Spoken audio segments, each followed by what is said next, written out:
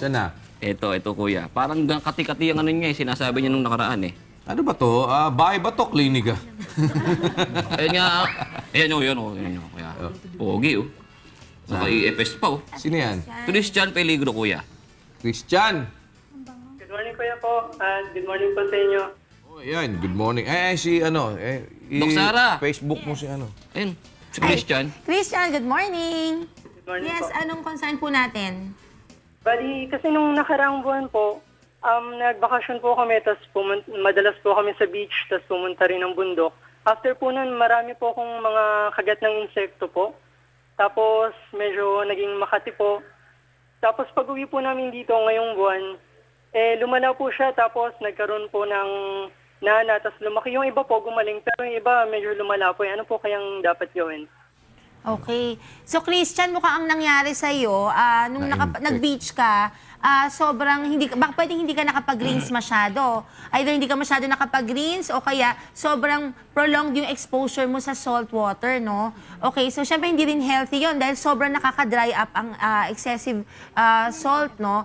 Ngayon, kung nag-dry siya, irritated yung skin mo, pwedeng dahil nangangati ka, kinamot. Okay, so doon nag-umpisa yung pantal and then tuloy-tuloy pa rin yung pagkamot mo dahil irritated na nga yung skin. Nangyari, nagkaroon ng secondary bacterial infection. Kaya naman, may nakita ka ng konting nana, no? So, in that case, hindi ko kasi alam yung extent kung ganong kadami. Kasi usually, kung kunyari, patsi-patsi lang, pwedeng topical antibiotic yung ipapahid natin. Pwede kang kumuha ng Mupirocin, no? Mga brand names na meron sa market, Muporin o kaya Bactroban. Pero kung kunyari generalize, ibig sabihin ang dami ng areas yung affected, pwede ka na rin mag-inom ng oral antibiotic. Kasi kung masyadong marami kang papahidan, kalimitan yung preparation ng Mupirocin na ointment na available sa drugstores, maliliit lang, masyado kang mapapagastos, ano? So pwedeng uminom ka na lang din ng oral. Pwede kang bumili ng mga Cephalexin, ayan. Usually 500, mukhang adult ka na naman, ano? 500 milligram per capsule, tapos 3 times a day. Dapat lang, mahusto siyang 1 week, ganyan. Ngayon, kung kunyari may mga kati-kati pa, pwede kang kumuha ng mga hydrocortisone cream. Ayan. Natandaan mo kaya, Christian? Pinalista po, siguro. Sana ni-record mo para Oo, yun. ano mo na lang. Saka dapat Playback. sana, opo kuya, saka dapat sana kuya maikli yung mga kuko niya, no? Kasi usually makati kasi talaga yan eh. Pag dry yung skin and then, Pagka nangangati, anong dapat na pangkamot? kamot. Hindi kasi minsan, di ba, ginagawa yung pagka kinakamot mo ng kuko na infection. Yes, kuya. So, minsan, paano ginaganyan-ganyan mo?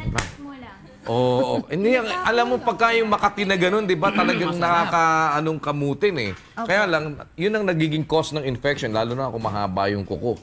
We advise, Diba? kuya, kasi po yung pangangati, gawa po yun ng histamine release ng ating balat, no? So, dapat uminom po ng antihistamine para mapigilan yung kate. Kasi yung iba nga advice, bukod sa pagpalo, sabi, mag-jump-jump ka daw para ma-divert yung kate. Pag-jump, ganon. Sabi nung iba, pero, kuya, narinig ko yun sa ibang pasyente. Baka pwedeng gano'n eh. Minsan sa kanto ng parang sa kanto ng mesa. Oh. Oh, yun. So, yung madidikit na, yun naman ang mga ngate after, kuya. So, yun. Siguro, Christian, inom ka na lang din ng mga antihistamine. Pwede kang kumuha ng Verlix, okay, Maclaritin, ganon. So, inumin mo yun 3 times a day pag kailangan mo para sa pangangati, para huwag mo kamutin. Ayan. Ang hirap yun. Okay, Christian? Salamat po, salamat sa inyo. Thank you, Thank you, Christian. Sige.